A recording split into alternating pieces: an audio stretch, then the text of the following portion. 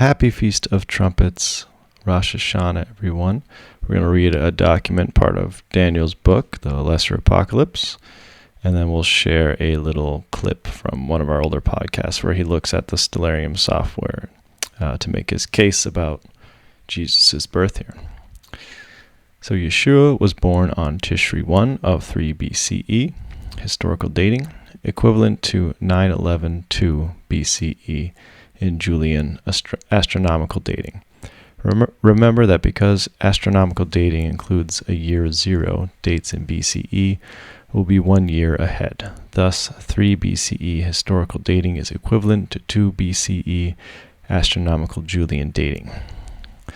Tishri 1 is the day of counting the regnal year for a king. It is the biblical holy day known as Yom Teruah, which means Day of Trumpets. It's also Daniel's birthday, so make sure to wish him happy birthday. It is also known as Rosh Hashanah, or Head of the Year. This means Yeshua was 29 years of age by the winter, January or February of 28 CE, when he was baptized. On this date, Jupiter, the king's planet, came into conjunction with Regulus, the king's star. Just before sunrise in Jerusalem, the Magi would have been able to look eastward and observe Jupiter rising in conjunction with Regulus. This would have signaled to them the birth of Messiah, and they would have made preparations to meet him.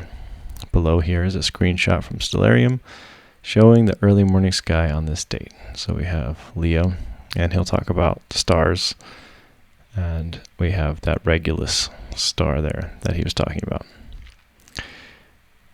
Where is the one who has been born King of the Jews? We saw his star in the east and have come to worship him. Matthew 2:2. Over the course of the next 9 months, Jupiter was in retrograde motion, and Daniel will show what that retrograde motion is in that clip in just a minute here. Encircling or crowning the chief star of the constellation Leo. The chief star is called Regulus, and it is also known as the heart of the lion. This crowning of Regulus is a sign of the anointing of the king of Israel from the tribe of Judah. This retrograde movement occurred for approximately 9 months from September to June of the following year, after which time it began traversing towards and into the constellation Virgo. This approximate 9-month period may be a second witness to the concept of pregnancy. The birth date of Tishri 1 of 3 BCE is based upon and corroborated by the Revelation 12 sign, which was seen in the heavens on this date. During this time, the sun was passing through the lower portion of the constellation Virgo near her womb, as if clothing the woman and signifying a pregnant woman in labor. This happens every year, and so this alone is insignificant. Along with this, however, the moon was located under her feet beyond the 30-degree marker and actually in Libra. The constellation Leo is juxtaposed to Virgo. In fact, the head of Virgo overlaps into the house of Leo. Leo has 9 stars attributed to it, with the addition of Jupiter, Venus, and Mercury being located on or above the upper portion of Virgo. There was a total sum of 12 stars. Remember that planets are wandering stars, crowning her head. This phenomenon began occurring precisely on Tishri 1 of 3 BCE, historical dating. Although this would not have been visible during the day due to sunlight, nor during the night due to the Earth blocking their view, the Magi would have been tracking these planets and known exactly what was occurring on such a rare and spectacular event. So again, Daniel will go over this a little more deeply, but if I'm understanding correctly, there's 9 stars in Leo. And then we have the other planets being counted, Jupiter, Venus, and Mercury, so 10, 11, 12. And a great sign appeared in heaven, a woman clothed in the sun, with the moon under her feet, and a crown of 12 stars ahead. So yeah, there's your 12 stars. So that's one way to remember it. Revelation 12, 12 stars. The Magi arrived and reported to King Herod the sign they observed in the heavens, signaling the birth of the Jewish Messiah. They had arrived sometime after his birth, but were still tracking the movement of the king's star. During Jupiter's time in Leo, it could only be seen in the early morning hours before being dimmed out by the sun. It set below the Earth's horizon before sunset, making it invisible for most of the night. This means the Magi would have been able to see it rise, but not have been able to see Jupiter that evening until the early morning hours, where they would have seen it rise again. By the time December came around, they would be able to see Jupiter in the night sky just after sunset around 8 p.m., where it would rise in the east and set in the west. While lying on your back and gazing at the stars at night, the position in the sky directly overhead is known as your zenith. The zenith is 90 degrees from the horizon. Astrologers would specifically be tracking the movement of planets as they traverse the circle of the ecliptic. Because of the Earth's horizon, only a portion of this circle is visible. Thus, the planet being tracked moves in an arc from our visible perspective. The highest point of this arc motion of a planet is known as midheaven. It will rise in the eastern sky and set in the western sky, but the midheaven is the exact midpoint between the two. According to Everybody Wiki, the midheaven is a point of definition in the ecliptic coordinate system used in astrology. It is defined as the part of the ecliptic that corresponds to the highest point in a celestial object's apparent daily traverse of the visible sky, midway between its ascension on the eastern horizon and its descension on the western horizon. By the time Jupiter reached midheaven around 3:30 a.m., the Magi would have been able to look up and see in the middle of the sky where it was positioned just toward the south. I doubt the Magi stayed up until 3:30 a.m. most nights to look at the star, but perhaps on occasion they would be awake to track the star's position. By the following April, Jupiter was visible in midheaven just after sunset around 7:30 p.m. Looking directly up at the night sky just after sunset when the stars are visible, the Magi would have seen Jupiter almost directly overhead, yet positioned slightly south, as if to point southward toward Bethlehem. From their perspective, the king's planet was not precisely overhead, but rather over a position somewhere to the south. Bethlehem lies just south of Jerusalem. Here's a view of the night sky seen from Jerusalem, Israel on April 1st, or 2 BCE, about 7 months after Yeshua's birth. Jupiter's midheaven location falling slightly to the south. So we got Jupiter there. Then Herod called the Magi secretly and learned from them the exact time the star had appeared. And sending them to Bethlehem, he said, "Go and search carefully for the child, and you will find him. Report to me, so that I may go and worship him." After they had heard the king, they went on their way, and the star had seen the star they had seen in the east went ahead of them until it stood over the place where the child was. When they saw the star, they rejoiced with great delight. Matthew 2:7-10. Likely having been trained by the protégés of the prophet Daniel, the Magi would have already known that the Messiah was to be born in Bethlehem. But you, Bethlehem Ephrathah, who are small among the clans of Judah, out of you will come forth for me one to be ruler over Israel, one whose origins are of old and the days of eternity, from the days of eternity.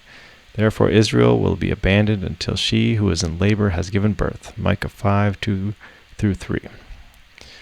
They would have also attributed his origins to be from eternity, just as Yeshua's origin is described in Hebrews and likened to Melchizedek. First, his name means King of Righteousness, then also King of Salem, meaning King of Peace. Without father or mother or genealogy, without beginning of days or end of life, like the Son of God, he remains a priest for all time. Hebrews 7:2-3. Perhaps the Magi had originally arrived in Jerusalem, assuming that the great pomp and ceremony had been undertaken for the newly born king. Upon learning Herod's true intentions, the Magi became intent upon warning Joseph. To their excitement, by the time they had begun their journey south toward Bethlehem, the king's star had become visible in the evening sky, pointing southward towards their destination. Bethlehem is known for its shepherds who provide lambs for Passover each year. The Magi's arrival, likely in the spring, coincided with the time of preparing lambs for Passover. During this time, they brought gifts to the king, anointing him and recognizing his sovereignty. By summer, Jupiter's retrograde motion had ended, and its time in Leo had come to a close as it began to enter Virgo. A Tishri 1, 3 BCE birth date of Yeshua meets all required chronological criteria and matches the narrative of the events of the Magi found in Matthew chapter 2.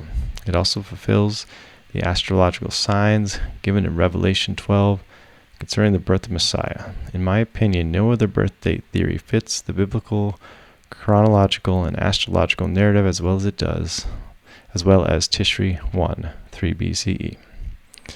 There we go. That's from Daniel's new book. He's got 2 new books out, The Greater Apocalypse and The Lesser Apocalypse, and lots of good stuff like this. I'll leave that clip in from the podcast where he breaks down Stellarium. But the gist there is these Magi likely coming from Babylon. Babylon at this time would have still been under Parthian control, I believe, and it was pretty religiously tolerant. It wasn't under Roman control. And so they would have come from Babylon, probably trained by the proteges of Daniel. So they would have been able to read the stars and probably understood a lot of things. Even Hillel the Elder came from Babylon. It was one of the greatest sages, Jewish sages. Probably met Jesus when he was a young boy, when he was left for Passover at Jerusalem. So they would have both been alive at that time. And he was from Babylon as well. And it shows that, there was a lot of, we think Babylon is as bad, but a lot of knowledge had been passed on through there. And interesting to think that we're still in exile, and a lot of Jews stayed in exile. Not all of them returned to the land. Some were in Egypt. Some likely stayed in Babylon as well. All right, happy Feast of Trumpets, Rosh Hashanah. Hope you have a good rest of your fall feasts, and hopefully you found this interesting. One of the things we talked about last time briefly, trying to figure out, did Jesus already come back, and can we trust history, and can we trust dating? Well, we have something. Did I touch on? You said Jesus was living in the North Pole, I believe.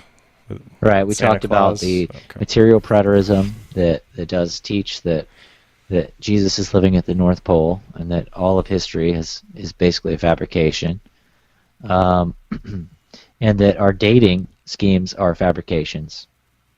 So one big problem with that is that we have something called absolute chronology, and that's where we can take events that happen astronomically. So like if someone says, hey, in this year there was a total lunar eclipse, like and 7 years later there was another one, exactly, that happened here, we can go back and say, all right, when did a total lunar eclipse occur over this place, and then this one occurred over this place 7 years later? Oh, we can actually pinpoint the date of that. Right? We can figure out where were the position of the stars, the moon, sun, and all those things in time through our algorithms in astronomical software. That's crazy. Now, how do we know that it is crazy? But it's a technology that we only have access to now. Right. And how can you trust it? Well, you can trust it anyone can download Stellarium, by the way, and just do what he's talking about. It's crazy. You just put a date in, and it'll show you what the sky looked like.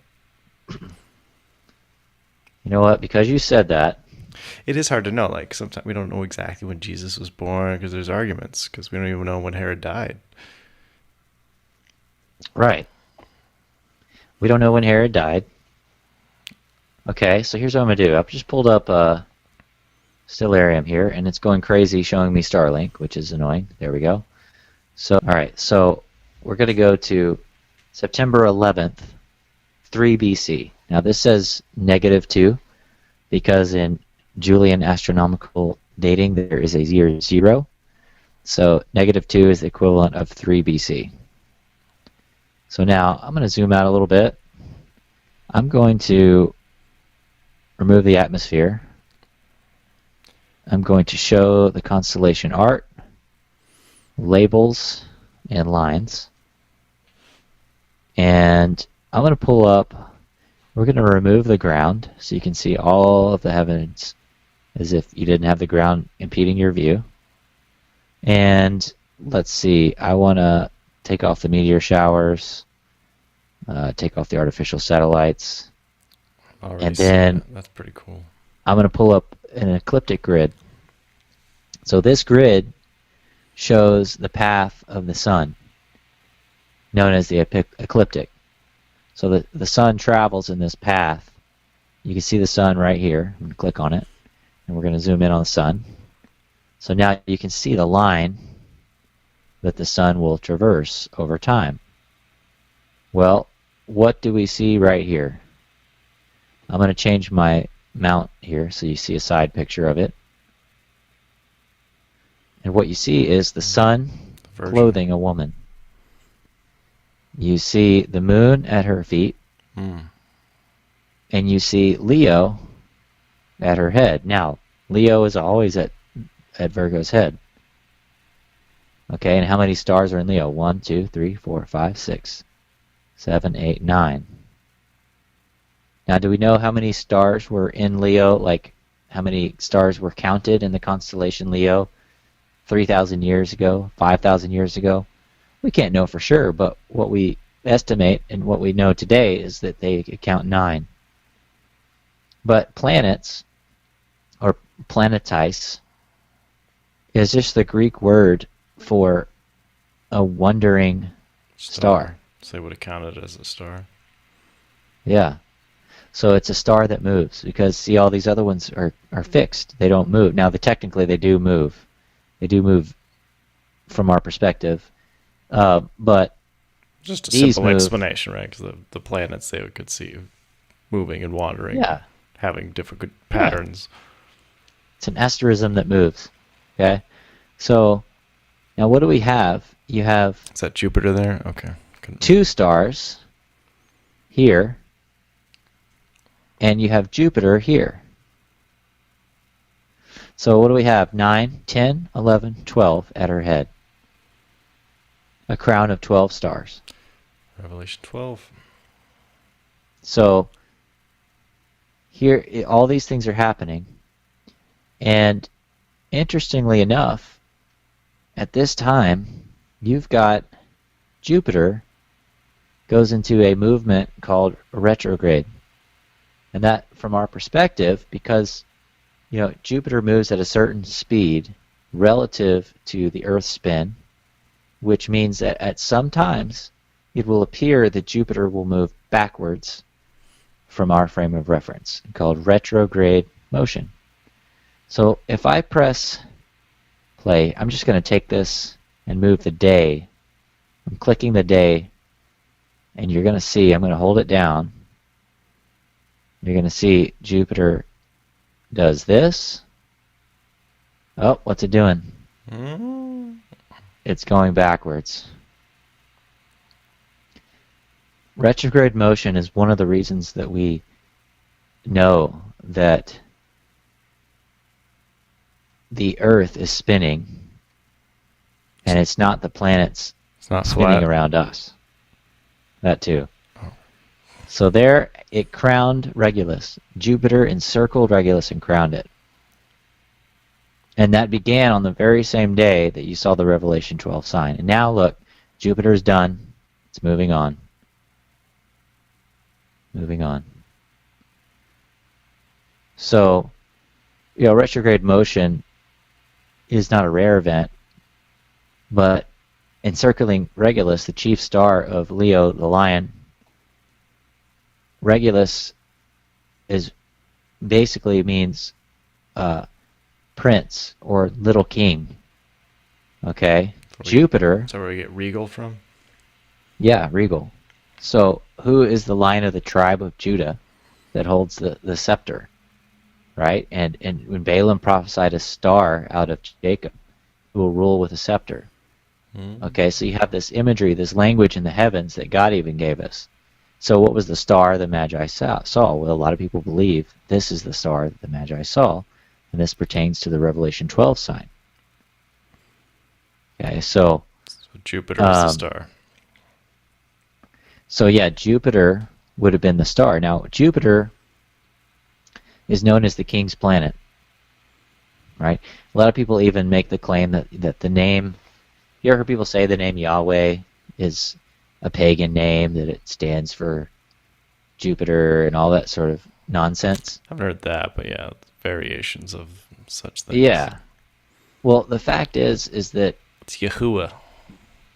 Yeah, right. And I don't care, like, if you pronounce it differently than what I think, because I could be wrong.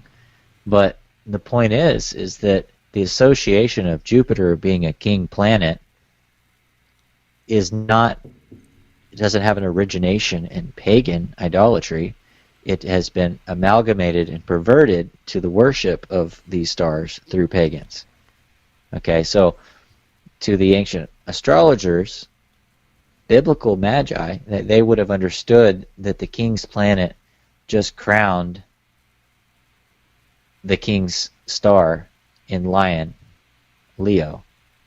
Okay, so now you've got this happening on that date, which matches up with potential time for Yeshua's birth. Okay, so just for reference here, I want to just show you what the Mazzaroth is, because the Mazzaroth is mentioned in Scripture. Yeah, so it's these 12 constellations. We're running into the hour here. That follow the line. Wrap it up in like 2 minutes. Go ahead. Wrap it up? Okay. I'll wrap it up. Okay. So I'm saying you got Leo, I'm saying you got Virgo, like 2-3 minutes. Libra, Scorpio. Yep, you got it. Sagittarius, Capricorn, Aquarius, Pisces, Aries, Taurus, Gemini, Cancer, and back to Leo. So these ancient cultures were always watching, and you know why they worshipped Molech? Molech was the bull god. That's why they made the golden calf. They were worshiping. They made this image in the heavens their idol. Why? Because they followed the position of the sun during the vernal equinox, and around that time period, around 4,000, 3,000, up to around 2000 BC, the sun had its vernal equinox position in this constellation, and it would precess and move and move and move until the next age, which was Aries. That's why when Josephus talks about Passover happening in Aries, because during his time period, that's when it would occur. And so due to the precession of the equinoxes, this would move, and that's why it then went into Pisces, and that's why people are talking about the age of Aquarius. You heard people talk about that. It's even in songs. So the point is, this was very relevant to the biblical context and culture, right? And that's why people used to worship the bull. And I'm going to wrap it up. But that's the point. Like, it's all real. It's all there. It's all context. The issue isn't whether it exists or not. The issue is whether we're paying attention and how we fit that into our orthobox, so to say. So I'm going to close out of this, and I'll stop sharing. That was really cool. Any closing remarks? No, that was good to see. Stellarium and just the point alone of how we can kind of prove history. Like, people are saying, oh, history's made up. Well, we could look at events and look at cosmological signs and prove that, and that's pretty cool. Yeah. Especially seeing Jesus' birth. So you believe it was 3 BC based on that? I do. Yeah. I think it's strong. I think it's and strong based evidence. on other things too. Yeah. So would that make Herod's death in 2 BC? 2 BC. Okay. Yeah. Now I've heard there are 5. people that I think I've heard 5 BC before, but yes. So the conventional chronology is 4 BC, and so there's a huge debate. And there's 2 primary schools of thought, and that's one thing I do cover pretty thoroughly in the book. That's one of the sections I just finished. So kind of going through that helped me to be like, okay, it's okay for me to land in 3 BC because I've established that it is possible that Herod died later than what the conventional chronology has accepted for the longest time. So we like Josephus, but he's not always right. Yeah, and our interpretation of Josephus is also clouded by other things. So good stuff. Attila the Hun next time for sure. I'll try. I'll try on Attila the Hun. If you come back to join us on the Pharisee heresy. Yes. Thanks for having me, Dr. Klein. This has been very fun. Thank you. I learned a lot. It's not a flex, just need a little cultural context. It's not complex. Oh, can't you see? It's not a heresy. Be a Pharisee. Oh, no, no, no, no. I'm just like he. Yeah, yeah. Pharisee. Heresy. To be set apart. It's not an art. I just put the horse before the cart.